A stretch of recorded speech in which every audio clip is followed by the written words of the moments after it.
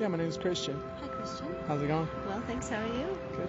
So, as I mentioned, we're doing a documentary about volunteering, and just interested to know what your experience with volunteering is, and where you might have volunteered before.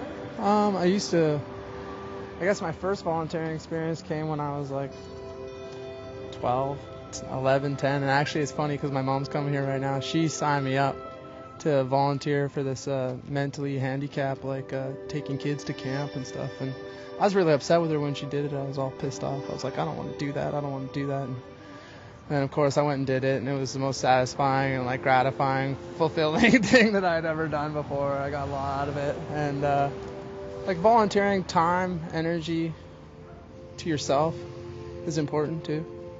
Sometimes, I guess, people can get lost in volunteering for other people, and then they forget to direct some of that energy towards themselves. And it's then, you don't got that much to give. True. But, yeah, it's good. Helps to build community, get people working together, like-minded people on like-minded projects. And what was the most memorable person that you might have met in volunteering? Yes. A young boy by the name of Harry Coyle.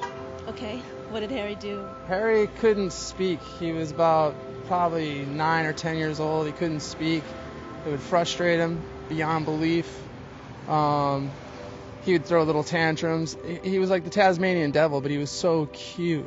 He was like the cutest kid you'd ever come across. And just working with him just totally satisfied my soul. He was just he's so cute. Trying to communicate with this kid, didn't know how to sign, didn't know how to do anything, and it's he just raged. And you formed a special connection with Totally, yeah. I knew him for a few years, and just I wonder where Harry Coyle is right now, but I'm sure he's doing fine. You haven't kept in touch with him? No, I fell away from that. When I stopped volunteering, I was probably I guess the last time I probably took those kids to camp, I was probably 15 or 16, maybe 17, and I stopped doing it. Volunteer doing other things from time to time. I've always wanted to volunteer teaching yoga to in the prisons and stuff like that. I just volunteered to spend 9 weeks down in Mexico, helping out with assisting with the teacher trainings. Oh, okay. I don't think I'll be getting paid for that, but the experience is worth everything. Just do what you love.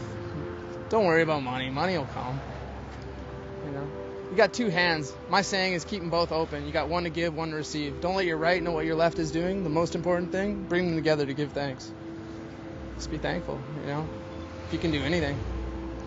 And then sometimes telling people to take the yoga outside the room, you might have the best posture in the world, but if you can't go outside and visit the imprisoned or feed the hungry, the homeless, people that are thirsty, or give someone just some counsel. It's my favorite prayer is the peace prayer. Don't grant so much to be consoled as to console, to be understood as to understand, or to be loved as to love with all your heart. Because it's in the giving that we receive, in the pardoning that we're pardoned, and in the dying that we're born into eternal life. That's the nicest prayer out there. I don't know if I communicate going out and volunteering, in your community. Yeah, it's a sentiment. I don't know if I'm an advocate or where I try to tell people that's what you should do. But you lead by example, and you try to show people that. Yeah, give of yourself. If you really want to receive, learn to give. It's got nothing to it's got nothing to do with giving with the expectation of wanting something in return. Isn't true love. True love is when you can give without the expectation of wanting anything in return. The same for yourself. You can give to yourself without expecting anything in return. That's when the real return comes. Because the highest practice in yoga is devotion, bhakti. Do it out of love and devotion. Let that be your motivator. And then it's if you benefit at all, it's just bonus. It's extra. Thank your mother for volunteering. Yeah, for that experience. Mom. And there she is. Mom. That's my mom. My mom just got here from the Canary Islands, so she's rad. Yeah. She asked me about volunteer work, and I told her the first time I ever got volunteer for something, you volunteered for me, and I was so upset. I was like, oh, I don't want to go teach those mentally handicapped kids and whatnot. And then you got into it, and you did it for years. Loved it. Nice. Well, thanks, Mom. Yeah. Thanks a lot. You ready? I want ready? to go for a little walk. Should we call Bear first? We can call Bear from up the street. Okay, let's go. Okay, off you go, and thanks very much. Have a Thanks great a lot. afternoon. Okay.